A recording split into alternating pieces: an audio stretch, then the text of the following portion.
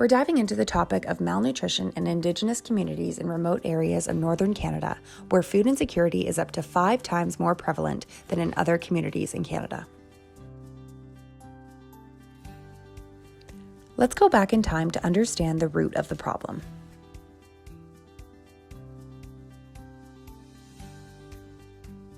In the 19th century, settlers introduced the residential school system and the Indian Act with the goal of assimilation and cultural genocide.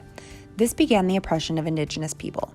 In residential schools, children were starved, causing biological changes in these communities.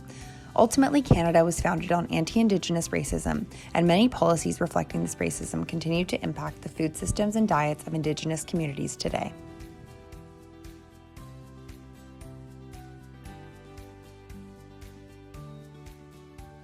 Global warming and environmental contamination affect hunting, growing, and gathering practices, leaving a shortage of traditional foods.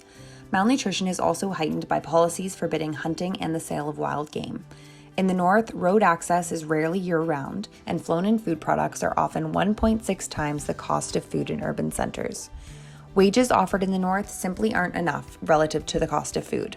Also, traditional foods aren't even offered in hospitals during times of healing.